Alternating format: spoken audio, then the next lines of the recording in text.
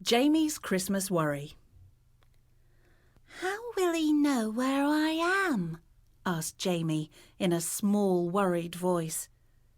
He looked out of his bedroom window at the falling snow. He would normally have been very excited, but not today. He was worried. "Oh, Jamie, how many times do we have to go over this?" his mum said. "Of course he'll know where you are. Didn't you write a letter telling him all about it?" This was true. Jamie still wasn't happy. Of all the times to be moving to a new house, Christmas Eve had to be the worst. It wasn't as if they were moving close by. Oh, no. They were moving all the way to Scotland to live on the farm with Grandma and Grandpa. And what if his letter had been lost in the post? Suddenly, there was a loud knock on the door. "That'll be the removal men. I have to go," his mum said, racing downstairs to let them in. Jamie followed. "Morning, Mrs. Fergus. Everything ready?"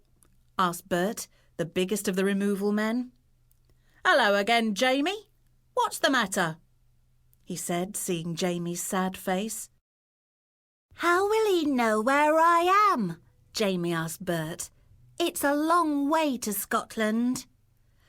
"He's worried that Father Christmas won't be able to find him in the new house," Jamie's mum explained. "Haven't you written him a letter?" Bert asked. "Yes," said Jamie, "but it might have been lost in the post."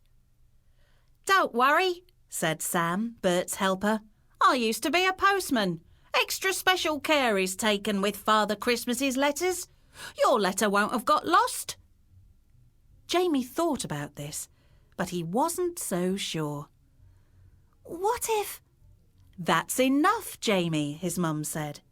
"Go and get your books and crayons. We'll be setting off as soon as everything is packed." In a very short time, the removal van with all their things had gone on its way. Mum locked the door. It had stopped snowing at last. She and Jamie climbed into the car to make the long journey to their new home. Looking at the house through the car windows for the last time, Jamie was sad. "Bye, house," he said. After a while, he fell asleep, and when he awoke, it was getting dark. "How much further is it, Mum?" he asked. "Not too far now. We'll be there in about half an hour," she said. "I'm ready for a cup of tea."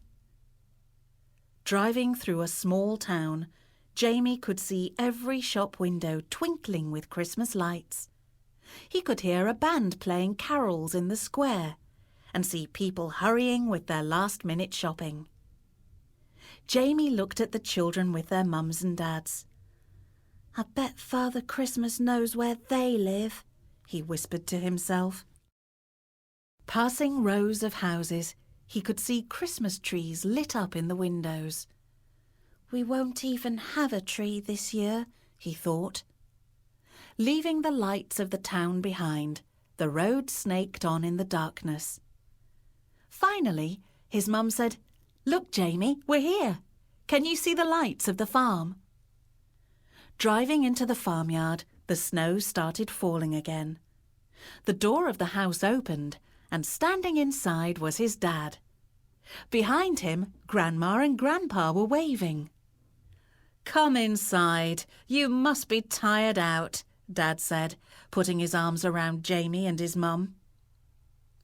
Looking round the kitchen, Jamie could see the roaring fire and the table laid for supper. But it didn't look much like Christmas. Where were the decorations? Where was the tree? He knew then that Father Christmas couldn't have read his letter. He wouldn't even know a little boy lived here without decorations and a tree, he thought. "What's the matter, Jamie?" his grandpa said. "How will he know where I am?" Mum told them all how worried Jamie was about moving house. "He thinks that Father Christmas won't know where he lives anymore." There's no need to worry about that, said Grandpa. Father Christmas has elves to help him. They know about every little boy and girl. They watch to see if they've been good and deserve any presents. He'll know where you are. Still worried, Jamie went to bed. Perhaps Grandpa was right. He'd have to wait until the morning. Has he been, wondered Jamie, when he woke up next morning? There were no presents on his bed or on the floor. There had been in other years. I knew he wouldn't know where I am, he thought. A large tear rolled down his cheek. Just then, his mum peeped round the door. Morning, Jamie. You slept well. What's the matter? Why are you crying? He doesn't know where I am. I haven't got any presents, Jamie sobbed. Come with me, said Mum, holding out her hand. They went downstairs, opening the door to the sitting room. Jamie couldn't believe his eyes. There were decorations everywhere. A huge Christmas tree sat in the window. Tinsel and baubles were hanging from it, and a star twinkled on the top. Best of all, there were presents underneath. Happy Christmas, Jamie, said Mum and Dad. Happy Christmas, Jamie, said Grandma and Grandpa. Oh, Father Christmas did know where I am, said Jamie. Happy Christmas, everyone.